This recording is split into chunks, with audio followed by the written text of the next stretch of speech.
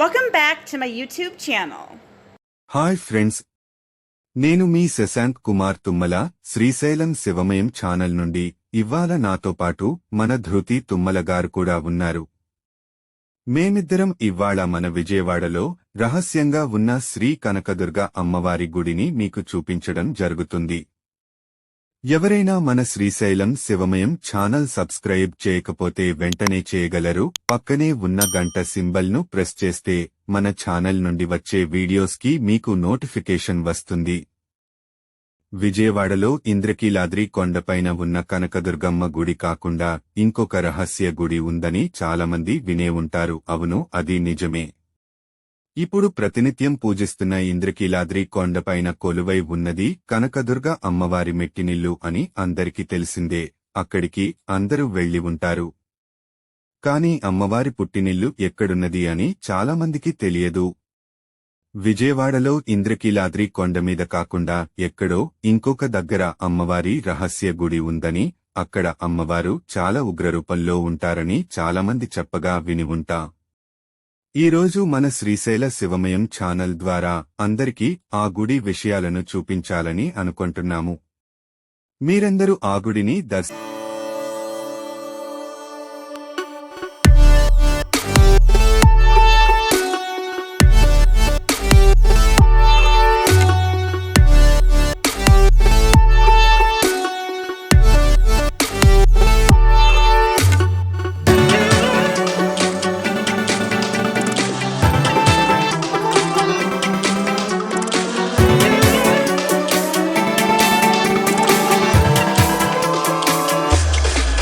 శ్రీశైలం శివమయం ప్రేక్షకులందరికీ నమస్కారం. నేను మీ ధృతి తుమ్మల. శశాంక్ తుమ్మల గారు చెప్పినట్టుగా మేము ఇవాళ విజయవాడలో రహస్యంగా కొలువై ఉన్న అమ్మవారి గుడికి రావడం జరిగింది. ఈ వీడియోను చివరి వరకు చూడండి, చాలా బాగా ఉంటుంది. ఎవరైనా మన శ్రీశైలం శివమయం ఛానల్ సబ్స్క్రైబ్ చేయకపోతే ఇప్పుడే చేసుకోగలరు. ఈ గుడికి ఎవరైనా సరే నడక దారిగుండానే రావాలి. కొండపైకి వాహనాలు వెళ్లడానికి మార్గం లేదు. ఈ కొండపైకి వెళ్లటానికి ఒక 350 మెట్లు మరియు కొంత నడక దారి గుండానే అమ్మవారి గుడికి చేరుకోవాలి. ఈ జర్నీ చాలా ఆహ్లాదకరంగా ఉంటుంది.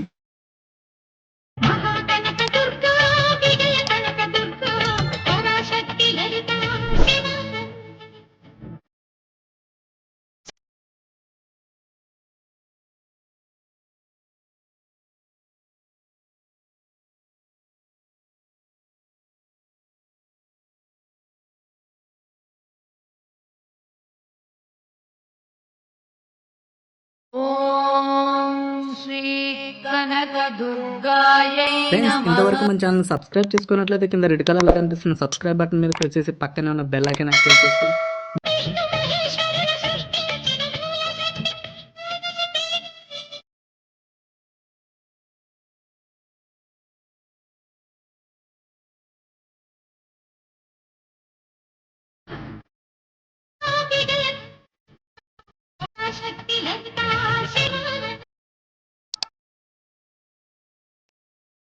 ఇక టాపిక్ లోకి వెళితే, దనకొండ కనకదుర్గ అమ్మవారి గుడి చరిత్ర ఇలా ఉంది.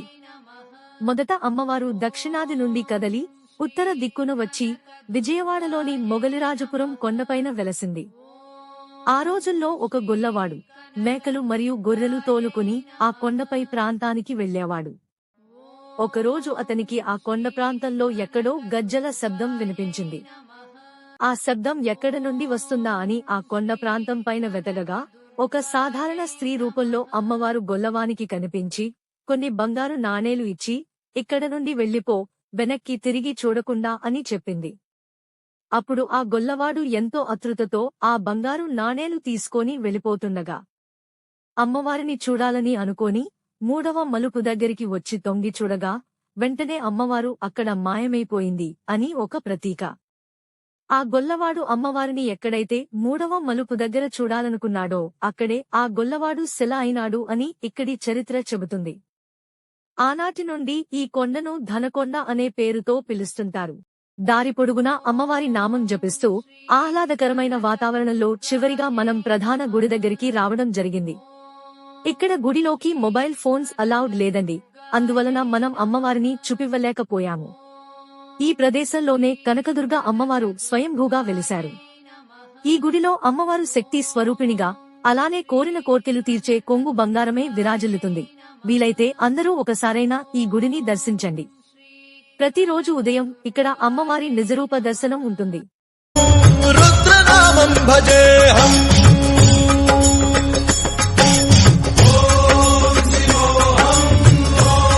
ఫ్రెండ్స్ అందరూ ఈ వీడియో నచ్చితే లైక్ మరియు కామెంట్ పెట్టగలరు.